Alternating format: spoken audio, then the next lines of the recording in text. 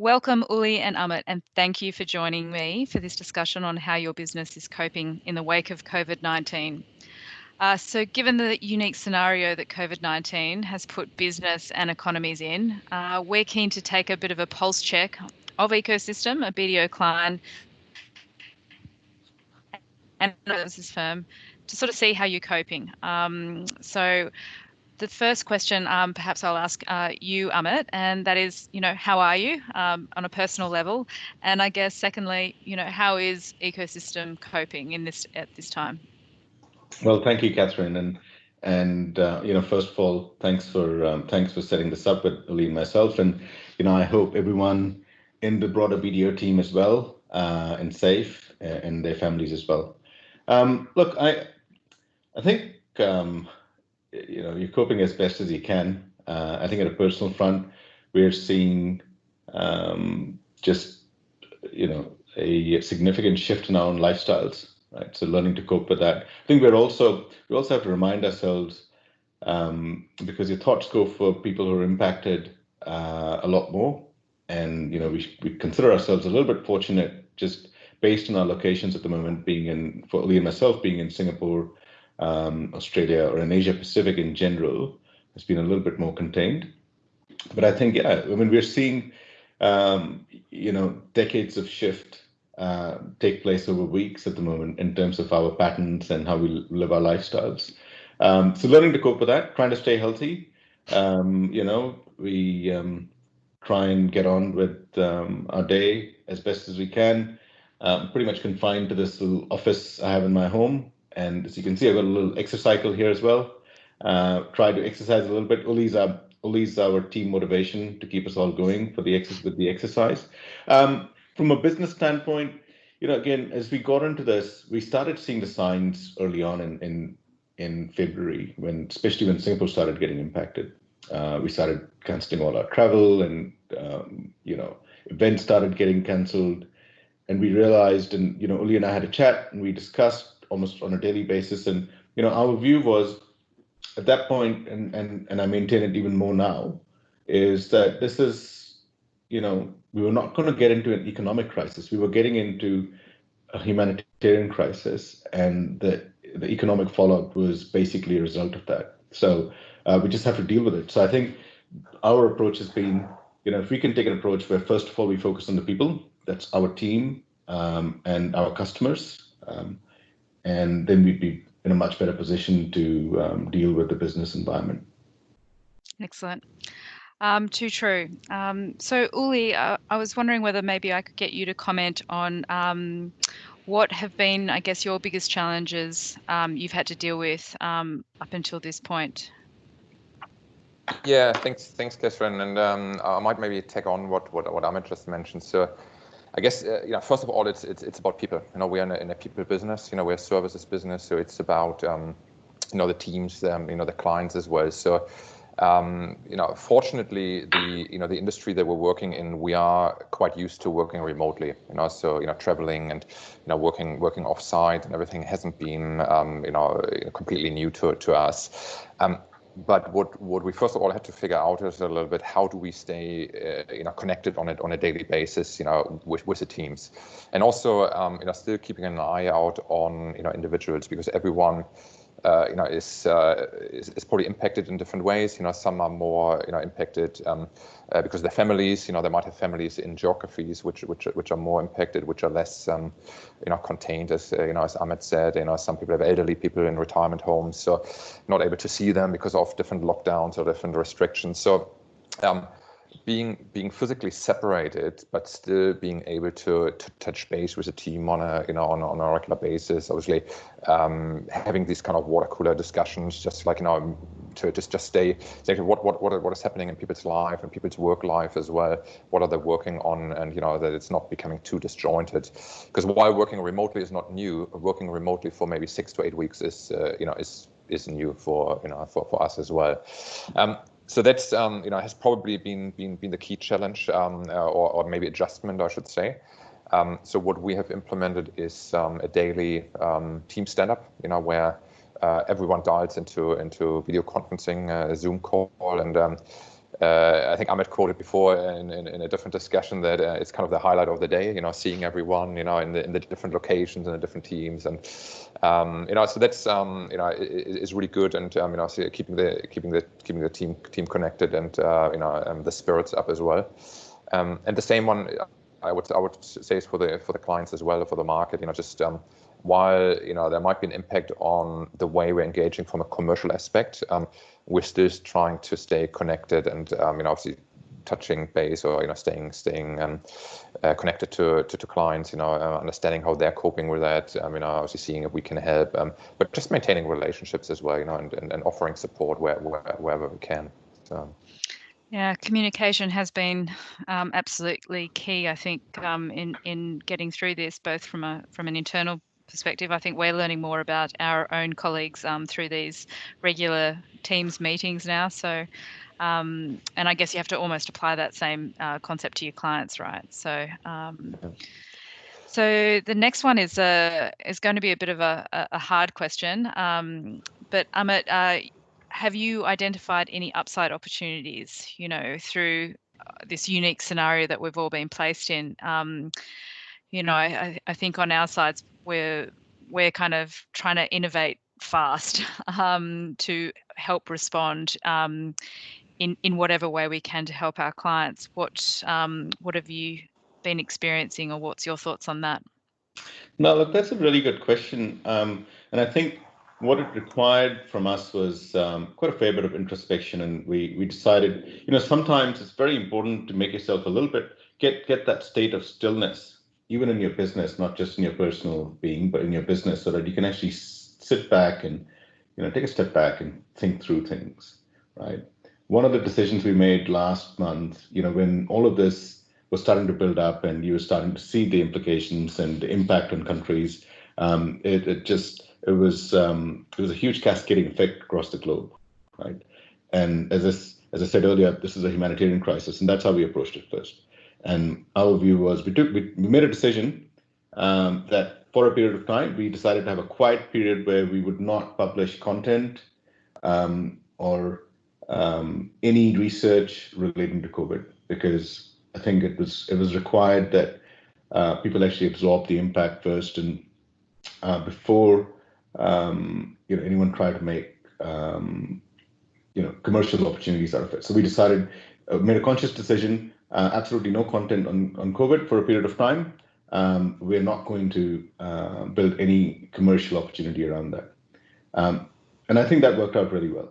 And I think second, as we gave ourselves the time, we realized, I think Uli touched on that earlier, that our sense was initially that our customers will probably go on a sort of freeze mode on spend, because most companies will want to first look after their people, which means they'll have to cut out discretionary spends and marketing spends and research spends. But what we realized gradually was more and more that as we were making decisions not to necessarily go out and hard sell to our customers, the same way our customers were facing the same issues with their customers. And what that meant was they didn't see this as a time when they could be selling actively or building their pipelines, but what we saw was they still wanted to be engaged with their customers. They wanted to add value to their customers. And I think that's where we saw it's just a whole resurgence of opportunities where customers, every time we would speak to our customers, we'd see opportunities come along, and they're all focused on helping our customers help their customers indirectly and leverage our expertise, our research, our data, our research, and our analysts to be able to get that message across and keep their markets engaged. So I think that's one. So we've definitely seen an uptick on that, and I can. We just had a board meeting last week, and I think our board members were equally surprised at the fact that, knock on wood, our business is actually doing quite all right from a top line perspective. On the other hand, when you think about it from a sort of midterm to long term, we do believe in, again, I don't think the intent has ever been to pick it up as an opportunity, but I think it just presents itself just based on the business model that we have. And because we're a digital platform, and the first and only global digital platform that allows you a different way to get research in, the way research is aggregated, the way it's analyzed, and the way it's consumed. Because it's a fully integrated platform that has end-to-end capability for our customers to consume and engage with us, but also the inbuilt capabilities, first of all, to drive community-wide engagement on the platform, but then second, specific communication tools that are built into the platform that allow our customers to engage with our analysts and so on. So I think we've found that in itself presents a huge opportunity because the world is getting more and more used to the new way of working, as they call it. And I've always maintained that while we believe we can change our industry and literally spin it on its head, it's a process you go through because it takes time to change habits of people, and people are still used to dealing with the legacy way of working that some of the older firms have, and it's hard for their customers to change their own mindset. But I think what we're finding is that this current state will actually catalyze that process and fast track and get people to recognize that this is actually a much more sensible and contemporary way of engaging now and going forward. So do you think this pandemic has in some ways benefited ecosystem in terms of that acceleration? That is, I'm just choosing the words. As I say to my team on our team stand-ups when we end it, I never end it on stay positive because that word in itself has very, very negative connotations. So we just say stay strong. Similarly, just the thought of any kind of gain or benefit from this scenario is just so hard to absorb and relate to. But I think what it does is it will create more, it will accelerate the acceptability of what we're trying to do.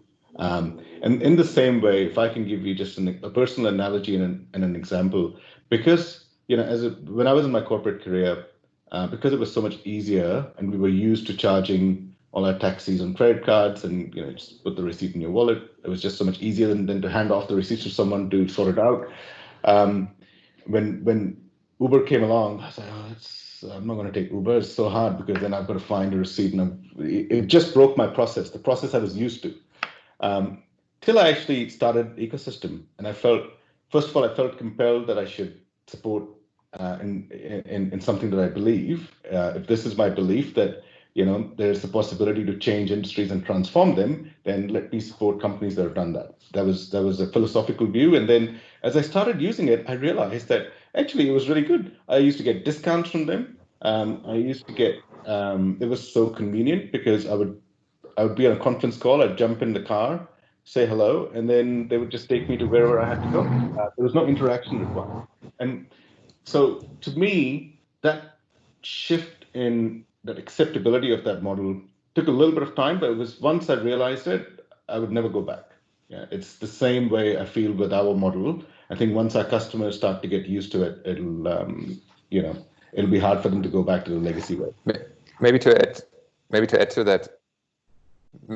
that, I would also say the acceptance of or the appetite to try something new for companies in all areas, I think, has definitely increased because I think companies understand that they can't continue with the way they've done business before. A lot of the engagement with clients don't work anymore. So that's why trying something new, even if it fails, at least we've tried. The market is more probably accepting of something that might not be perfect. So that's why I think that gives us maybe a little bit of a nudge at the moment that comes to say, hey, look, it might be different to what we're used to, but let's give it a go because we've got to change something. We can't continue with.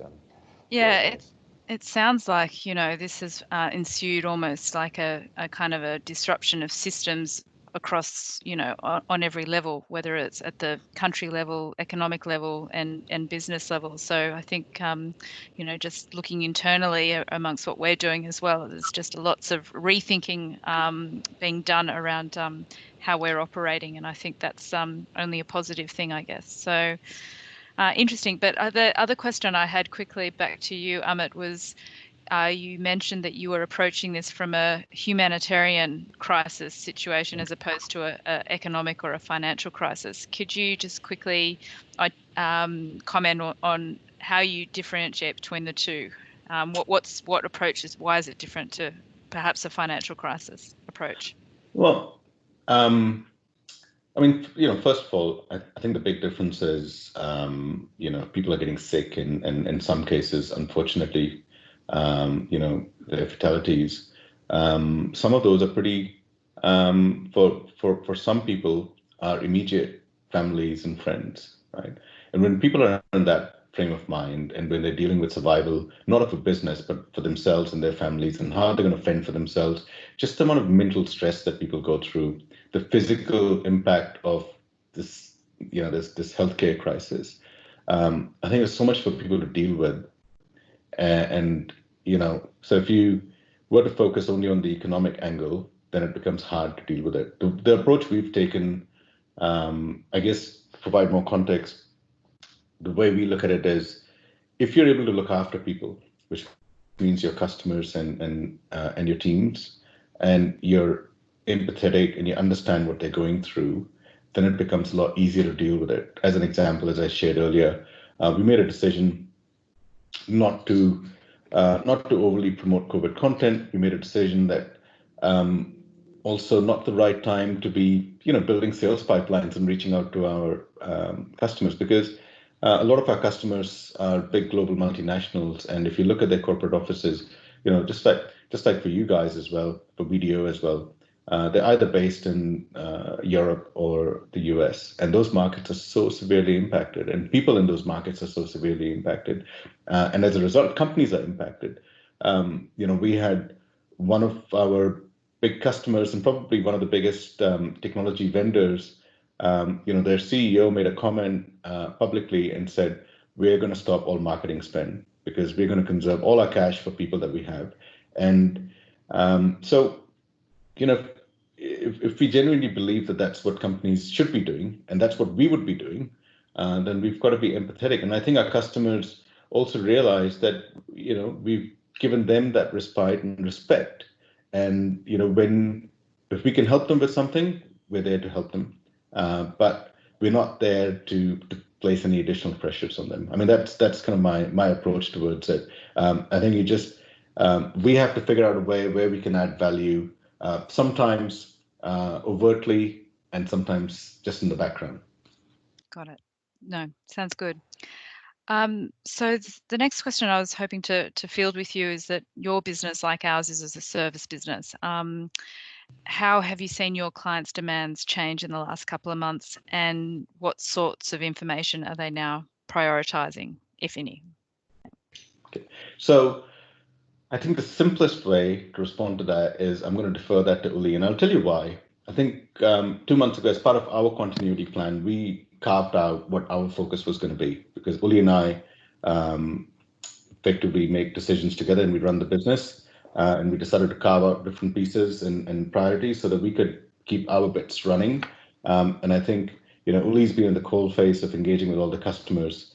And, my response would be very anecdotal, but Uli's would be very real. Uli. Yeah, thanks. Look, I mean, first of all, to the previous point that Amit raised as well, it's not the time to build actively, sales pipeline. And I'm not sure if you've seen, some of the stats being released by some of the marketing automation tools, whether it's Salesforce or Marketo or, HubSpot or the like. There is, since the crisis started, there's a lot more sales activity happening, a lot more EDMs being sent out, or, sales emails sent out. So while the activity has increased, the engagements have declined. So, which is a good indication as well that companies don't want to be bombarded at the moment with sales. Do you want to buy this, or any kind of blunt sales approach. So that's why I think the messaging or the engagement is really, really important, because you can do a lot of damage in the process. What we found is, as Amit said as well, we shied away from the COVID topic at all. So not actually, especially from our research side. All of these predictions, the impact of COVID on the economy and everything, it's meaningless, because especially at the beginning when it kicked off, no one knew how it would play out, and a lot of these forecasts are 24 hours later, they're already obsolete again. So That's where we started looking at let's sit back and actually not add to that to that discussion. However, what we found out then as well is that what companies were interested in is really actionable advice. So, for example, we did one engagement with a government agency here in Australia, who wanted to help a lot of the smaller business enterprises or companies to really look, what are the 10 things to consider if you're working remotely. So we had some meaningful research for that. We have a thought leader analyst in that. So we did a webinar session where we invited essentially the whole community of SMBs to dial in, and it was a very pragmatic topic on looking here are the do's and don'ts on what to do. And this kind of actionable advice, I guess, worked really well, and it's well received. Anything that is more strategically looking at what will happen in 3 years, what happens in 2021, to be honest, companies don't have the mindset for that at the moment. They're really struggling with managing today, and getting their head around the new normal, and how they keep their business alive. So that's why BDO might be in a similar situation where when you look at the services or the advisory side. So first of all, times of uncertainty requires advisory, because you are looking for what do other companies doing, what's the kind of help that we can get, but it has to be pointed, and it has to be meaningful. So what we found, any of the forward-looking as well, plans or strategies that companies or clients had, like big investments, expansion plans, M&A activity, which usually requires research for business opportunity validation or other kind of secondary proof points, has kind of fallen away because people don't look that far out at the moment. But then on the other hand, where we saw an increase is really helping companies with today, as well as helping companies, as Amit said, is with their engagements, using a research-based content, not to sell or build pipeline, but to keep engaging with the market. So that's where we actually seen a good increase, and I think that's where BDO would have a huge opportunity as well, to add some meaningful support to a lot of companies. No, excellent. I've got probably just one last question, or two actually, but they're both quite difficult ones. This one's sort of the holy grail question, and that is, if you did know that this was going to happen 6 months ago, what might you have done differently? Amit, do you want to try that one first, and then we can go to Uli? Sure. Look, on a lighter note, I would have probably taken a few more holidays, for sure. I haven't had one for a while. Would have been good. Would have traveled a little bit. Who knows when we're going to do that next? Would have probably spent a bit more time with some friends, catching up with friends and family. But I think also maybe investing a little bit more in my home office. Right? So thankfully I have one, so it allows me to keep continuity. But I think from a business perspective, I think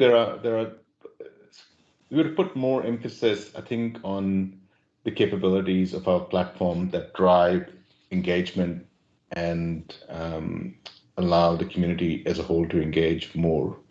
We already have those capabilities. There's, as with any sort of product development efforts, it's an ongoing process, and trust me, it never finishes. In fact, every quarter it just increases the amount of build activity you have in it. And I think we would have prioritized certain things on our platform that would have been more in line with what the market needs today, but also in terms of it would have helped the industry as a whole coming out of this, just with the ability for them to engage with analysts, the content research. I don't think there's any, even in this scenario, I can't actually look on hindsight and go, what could we have done so differently that the outcome would be so different? No, you're right. Uli, would you like to add to that one? Anything? Yeah, no, I think I agree. Like, especially being a growth business, so we've got so the development or growth platform pipeline is probably a 2-year development plan that we have with a lot of different things in the pipeline. So the prioritization would have definitely been differently. Even plans like we had a plan to expand into the US market. We were planning this for Q1 2021, for 2020 actually. So if we had known, I think all the consideration and time going into planning that would have been deferred immediately, and we could have put this energy into some other developments or growth plans, which would have been more digitally focused or more platform focused. So, but that said, it's not it's pushed out, but it's not cancelled. So that's why hopefully we can benefit from all this energy at some stage. That's right. Hindsight's a wonderful thing. So I guess on the flip side of that, now you know what's happened, has that affected your forward planning? What are the things that you have brought forward to invest in your platform, or what are you using this time, I guess, at home for? Yeah, no, look, so first of all, I think the planning process, I think we talked about all the good stuff, right? The reality is there are lots and lots of challenges. I think we wouldn't be unique. I think neither would BDO or any other company be shielded from those challenges. And I think again, the first one comes down to planning to ensure that we're building, not only trying to get through this, but we're getting through this in a way that the business comes out as sustainable as we want it to be. Right. I think from a customer standpoint as well, there's still lots of risks and unknowns. We might be booking lots of new sales orders and so on, but we know that there is an inherent risk that customers may not be able to pay or pay on time, right?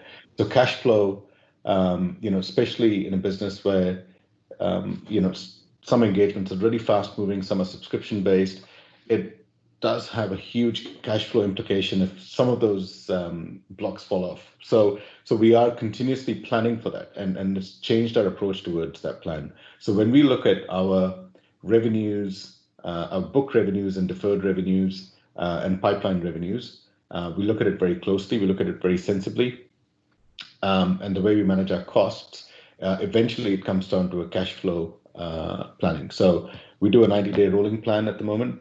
And in that rolling plan, the emphasis is really on cash flow. So we've taken away all the fancy jargon and all the fancy views that we create for our investor decks. We've taken all of that away, and we just focus on a simple spreadsheet, and it really comes down to just monitoring each of those. At the same time, I think from a planning perspective, we have prioritized, as you said, things that we wished we had prioritized if we had known this was going to happen. But we know now, and because we decided to take a bit of a step back and think that through.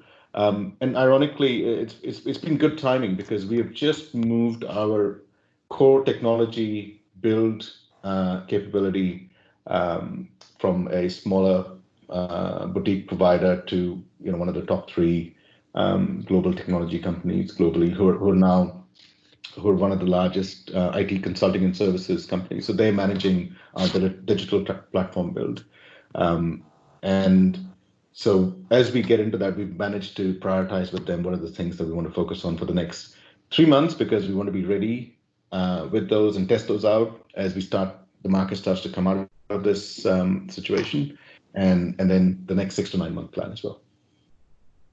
Sounds like a positive plan. Uli?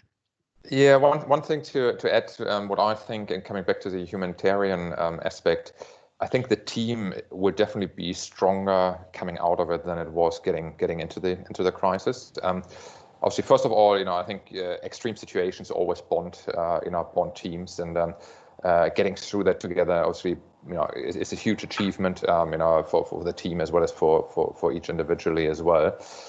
But also based on this working from home and having a lot of video calls now, you learn a lot more personal things about about your team members, and whether it's family members walking in the background quickly saying hello, or the different coffee habits of different team members, the animals. whether they're exactly, animals or home baristas versus the instant coffee drinkers. And so we had probably in the last 8 weeks you get to know your team members better than maybe the 2-3 years before, spending 8 hours a day in the office with them. So that's why we strongly feel that coming out of this, the team will actually be even more more functional and even more motivated, and more hopefully ready for the next phase.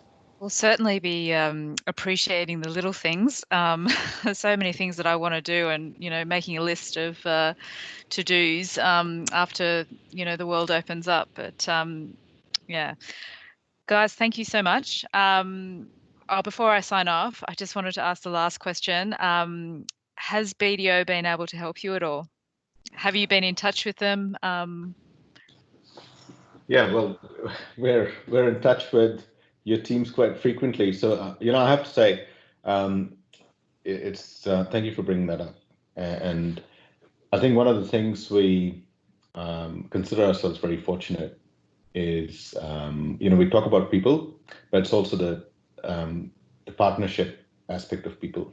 And we're really fortunate, for a company at our stage in our journey to have some exceptional partnerships with best-in-class firms in their respective domains. So with you guys, BDO, it's been a tremendous partnership, and I think Frankie Chia and Irene Koo, we engage with them, have been phenomenal. And Uli and I have met with them not only with relation to tax and audit matters, but I take a lot of advice. I bounce ideas off of them. I've never really met an audit firm where the partner will basically get on a whiteboard and whiteboard things and bring in some other people in to say, hey, what do you guys think? These guys are thinking of this, and not have to worry that but before I get back in the office, there'll be an invoice in the mail. So, but they have been wonderful. I think in every respect for the last 2 years, and I do take quite a fair bit of advice on general business matters from them, because they're really good counsel to get from Frankie and Irene. So I think they've been wonderful. Fantastic. Well, Amit and Uli, thank you so much for your time. This has been invaluable just to have this opportunity to talk to you and just kind of, I guess, get some thoughts and hear from the coalface about what's actually happening in your business. So with that, we'll be in touch, and take care. Stay safe. Thank you, and stay safe and stay well.